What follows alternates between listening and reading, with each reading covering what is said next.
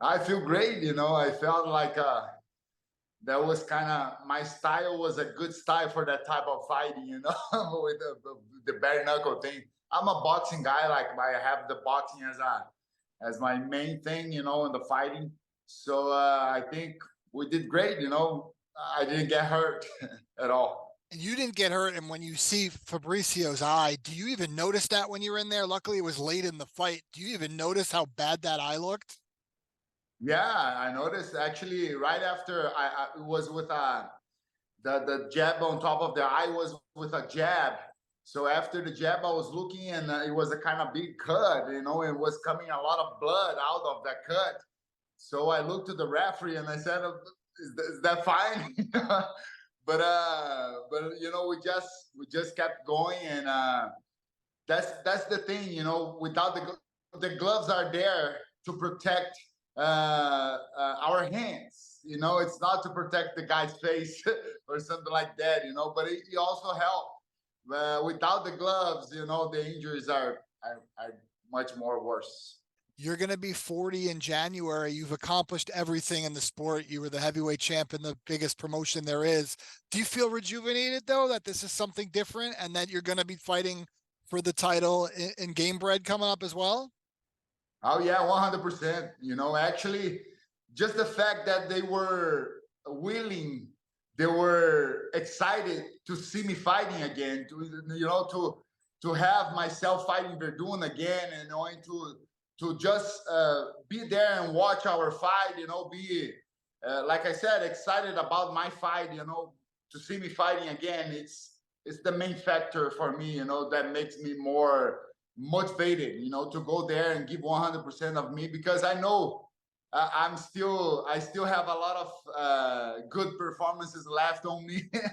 And we always ready to put in a good show, and that's what we did over there. I felt good, no pressure. I was telling before the fight, I was telling the guys, this is gonna be the first fight, probably the first fight I'm gonna fight only my opponent. I'm not gonna fight myself first. Is there even a date you even think about how long you want to keep doing this? Tom Brady just turned 46 and they're still trying to get him to play football. Do you even think about an age, or as long as you can still go in there and healthy enough to do it, you're enjoying it? Yeah, that's what I feel. Actually, Verdun was 46, and he did pretty good. He was there all the time, and that's what I think. That this is a very personal thing. As soon as right now I go to the gym and I see my performance, I see the love, everything is there. So I wanna keep going. With that thing. As soon as I go to the gym or I'm fighting or something like that, and I'm not delivering anymore. So then I'll tell myself, I'll see that. I say, oh, no, I cannot do this anymore. Now it's kind of dangerous for me. So I'll pull out. But right now, I feel great. And especially this kind of fighting, because, like I told you, I felt so good in there. And my strategy, everything, like my style of fighting fits perfectly on this thing. So I see myself going for a little bit more time forward. You mentioned that your first sport is boxing. There's another MMA fighter who's taking his first boxing fight who you've shared the cage with in the UFC. As somebody's been in there with Francis, you felt the power. Should we count out Francis Ngannou? You say puncher's chance. If there's anyone, you would think he has a puncher's chance. Oh yeah, for sure. That's the main factor about Francis Ngannou. The power. It's like Mike Tyson back in the day. If he connects the punch, you're gonna go down. It's too much knockout power, and always like fight is fight. He has a good chances of winning, maybe Tyson Fury, but it's gonna be a tough fight for him, because I don't see that much of boxing skills on him. He throws a lot of punches, like a kind of weird punches as well. That's dangerous. But as long as the fight goes, I think it's gonna be kind of it was like when Mayweather fought McGregor. I think it's gonna be kind of the same. Mayweather took the pace, it was little by little breaking down, McGregor, and I think this time Tyson Fury will follow the same direction.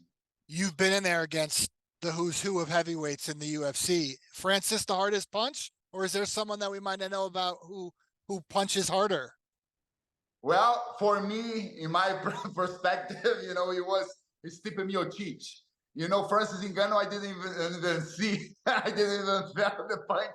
He connected the punch right in my ear, and I was out.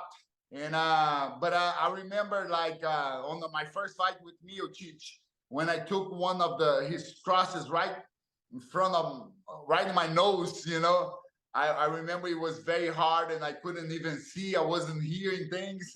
So I took my time, you know, around to recover and then keep going. So I think for me, in my opinion, you know, the hardest puncher in the UFC was Stipe Miocic.